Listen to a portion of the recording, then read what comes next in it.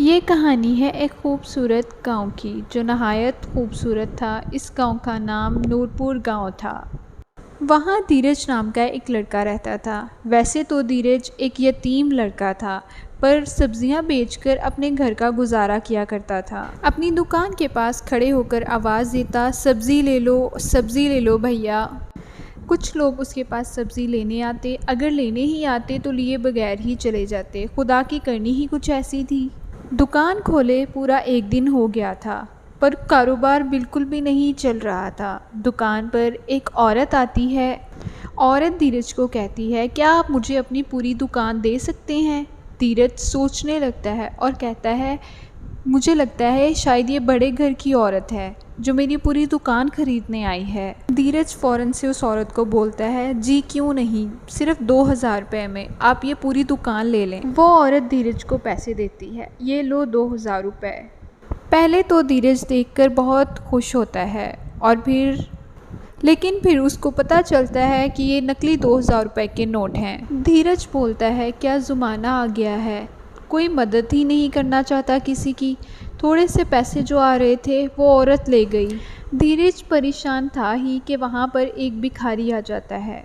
भिखारी बोलता है, मुझे कुछ खाने को दे दो, मुझे केला ही एक दे दो। धीरज फ़कीर को बोलता है, मेरे पास कुछ नहीं बचा, मेरी दुकान पहले ही लुट गई है, मेरे पास सिर्फ 2 दर्जन केले बचे हैं, अगर ये भी मैं तुम्हें दे दूंगा तो मैं रात को क्या खाऊंगा खुद।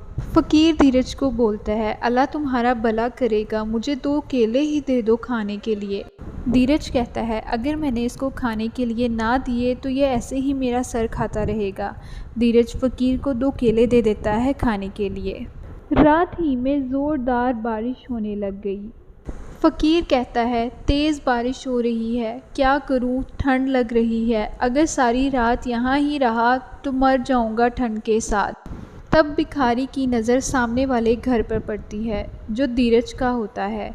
भिखारी हौसला करके धीरज के घर में जाता है। भिखारी धीरज को कहता है, क्या तुम एक रात के लिए मुझे अपने घर रख लोगे? धीरज कहता है, तुम पागल हो गए हो क्या, मैंने तुम्हारी थोड़ी सी मदद क्या की, तुम सर पे चढ़ रहे हो। भिखारी कहता है, रात हो चुकी है, ठंड लग रही है, बारिश भी बहुत ज़्यादा है और बिजली कड़क रही है, बस एक रात के लिए मुझे अपने घर में पनाह दे दो।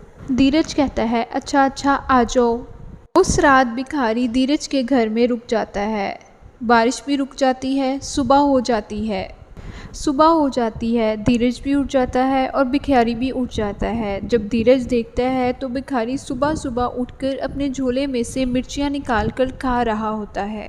धीरज भिखारी को कहता है, आप इतनी सुबह सुबह उठकर मिर्चियाँ क्यों खा रहे हैं? भिखारी बोलता है, ये कोई ऐसी वैसी मिर्चियाँ नहीं हैं, इसको खाने से मुझे भूख नहीं लगती सारा दिन में। धीरज भिखारी को कहता है, मुझे इससे क्या मतलब, सुबह हो गई है, बारिश भी रुक गई है, अब तुम अपने घर को जा सकते हो। भिखारी अपने घर को चला जाता है और धीरज भी अपनी दुकान पर जाता है। जाकर अपनी सब्जियां ठीक करके रखता है और अपनी दुकान चलाने लगता है।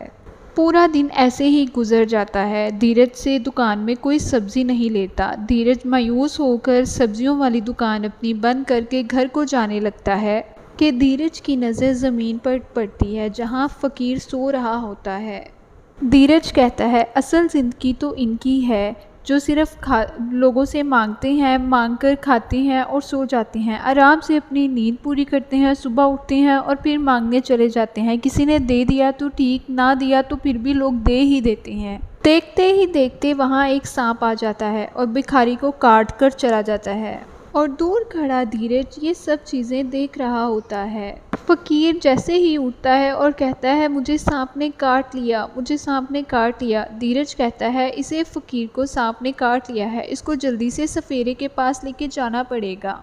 धीरज उस फ़कीर को सपेरे के पास ले आता है और उसका इलाज करवाता है। सपेरा कहता है, आप सही टाइम पर इसे ले आए हैं, नहीं तो ये मर सकता था। धीरज कहता है, मैंने इसे अपनी ही दुकान के सामने ही शाम को काटते देखा और इसको मैं ले आया।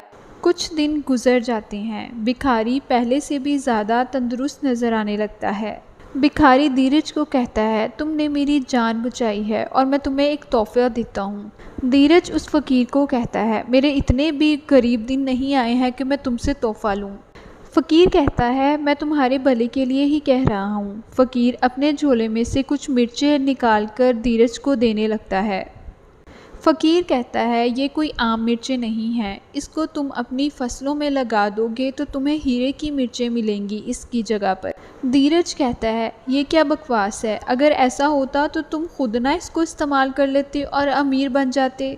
भिखारी धीरज को कहता है, मैं किसी ईमानदार इंसान को ढूंढ रहा था जो मुझे तुम में नज़र आया, इसलिए ये मिर्चें मैं तुम्हें, जादुई मिर्चें तुम्हें दे रहा हूँ। भिखारी धीरज को मिर्चियाँ देकर वहाँ से चला जाता है और कुछ वक्त गुजर जाता है ऐसे ही।